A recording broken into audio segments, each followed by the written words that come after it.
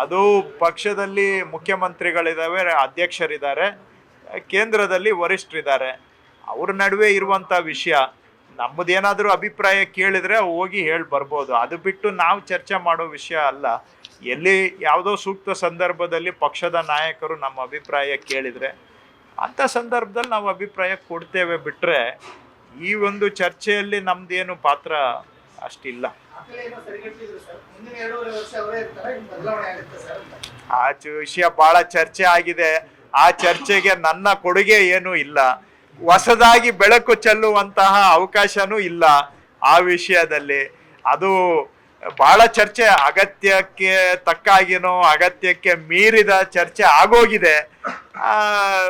ಅದರಲ್ಲಿ ಹೊಸ ಆಯಾಮ ಸೇರ್ಸಕ್ಕಾಗ್ಲಿ ಅಥವಾ ನಾನೇನೋ ಹೇಳೋದ್ರಿಂದ ನಿಮಗೆ ಬೆಳಕು ಚೆಲ್ದಂಗೆ ಆಗುತ್ತೆ, ಆ ಸಾಧ್ಯತೆ ಅಂತೂ ಏನೂ ಇಲ್ಲ. ಬೇಕಾದಷ್ಟು ಚರ್ಚೆ ಆಗಿದೆ. ಚರ್ಚೆ ಆಗದೆ ಇರೋ ವಿಷಯ ಏನಾದರೂ ಇದ್ರೆ ಹೇಳೋಣ. ಬೇಡಪ್ಪ, ಅದೆಲ್ಲ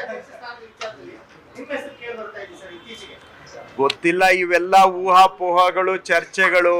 ಪಕ್ಷದಲ್ಲಿ ವರಿಷ್ಠರು ಇದ್ದಾರೆ, ನಮಗೆ ನಾಯಕರು, ರಾಜ್ಯದಲ್ಲಿ ಮುಖ್ಯಮಂತ್ರಿಗಳು ಮತ್ತು ಪಕ್ಷದ ಅಧ್ಯಕ್ಷರಿದ್ದಾರೆ. ಅವರು ಇವೆಲ್ಲ ವಿಚಾರಗಳನ್ನು ಆಲೋಚನೆ ಮಾಡ್ತಾರೆ. ಇಬ್ಬರೂ ನಾಯಕರು ನಮಗೆ ಮುಖ್ಯ. ಮಾನ್ಯ ಮುಖ್ಯಮಂತ್ರಿಗಳು ಮತ್ತು ಪಕ್ಷದ ಅಧ್ಯಕ್ಷರು ಇಬ್ಬರೂ ಕೂಡ ನಮಗೆ ಆಧಾರ ಸ್ತಂಭಗಳಿದ್ದಾಗೆ. ಮತ್ತು ವರಿಷ್ಠರಿದ್ದಾರೆ. ಉಳಿದಿದ್ದೆಲ್ಲ ನಮ್ಮ ಹತ್ರ ಅಂತೂ ಯಾವುದೂ ಚರ್ಚೆ ಆಗಿಲ್ಲ, ಎಲ್ಲ ಊಹಾಪೋಹಗಳು. ನಾನು ಈ ವಿಷಯ ಹಿಂದೆ ಬೇಕಾದಷ್ಟು ಬಾರಿ ಹೇಳಿದ್ದೇನೆ. ನಾವು ಪಕ್ಷದಲ್ಲಿ ನಮಗೆ ಯಾವಾಗಲೂ ಕೂಡ ನಾವು ಯಾವುದು ಕೇಳಿ ಪಡ್ಕೊಂಡಿಲ್ಲ. ಪಕ್ಷ ನಮಗೆ ಕೊಟ್ಟಿದೆ. ನಾವು ಕೇಳದೆ ಹೋದಾಗಲೂ ಕೊಟ್ಟಿದೆ, ಬೇಡ ಅಂತ ಹೇಳಿದಾಗಲೂ ಪಕ್ಷ ನಮಗೆ ಜವಾಬ್ದಾರಿ ಕೊಟ್ಟಿದೆ, ಅವಕಾಶ ಕೊಟ್ಟಿದೆ.